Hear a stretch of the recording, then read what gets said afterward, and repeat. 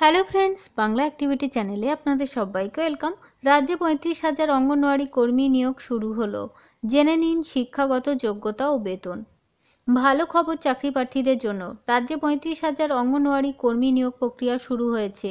অঙ্গনওয়াড়ি কেন্দ্রগুলি শূন্যপদ 35,000-এর বেশি কর্মী ও সহায়িকা নিয়োগ প্রক্রিয়া শুরু হয়েছে। রাজ্য সরকার এই প্রক্রিয়া কিন্তু শুরু করে দিয়েছে। কয়েকটি জেলায় নিয়োগ প্রক্রিয়া শুরু হয়ে গিয়েছে ইতিমধ্যে।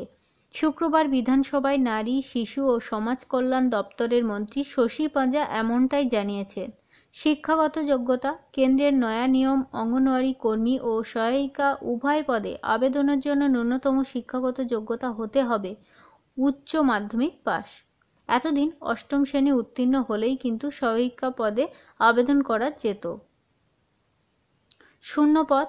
রাজ্যে মোট 1,19,841টি অঙ্গনওয়াড়ি কেন্দ্র রয়েছে। প্রতি কেন্দ্রে একজন করে মহিলা কর্মী ও সহায়িকা থাকেন। বর্তমানে 21,492 কর্মী ও 13,906 সহায়িকার পদ শূন্য রয়েছে। সব মিলিয়ে শূন্যপদের সংখ্যা 35,398টি। বয়স সম্পর্কে আমরা একটু জেনে নেব।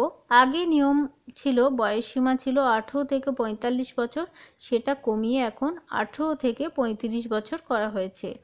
বেতন।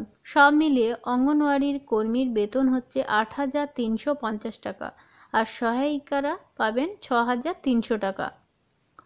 নিয়োগ প্রক্রিয়া কিভাবে হবে না, জেলা শাসকের নেতৃত্বে গঠিত বিশেষ কমিটির পরীক্ষার মাধ্যমে এই প্রক্রিয়া কিন্তু সম্পূর্ণ হবে। এটা কিন্তু নবান্ন থেকে বার্তা। এই ক্ষেত্রে ইতিমধ্যে বিভিন্ন জেলা নিয়োগ বিজ্ঞপ্তি প্রকাশ করেছে। অন্যান্য জেলাগুলো দ্রুত বিজ্ঞপ্তি প্রকাশ করবে। বিস্তারিত কিন্তু জানতে হলে অবশ্যই আপনাদের কাছাকাছি জেলা ভিত্তিক স্থানীয় স্তরে খবর নিতে হবে। অনেক ধন্যবাদ সঙ্গে থাকার জন্য। চ্যানেলে নতুন হলে অবশ্যই চ্যানেলটিকে সাবস্ক্রাইব করে সঙ্গে থাকবেন এইরকম ছোট্ট ছোট্ট খবর জানার জন্য। Thank you.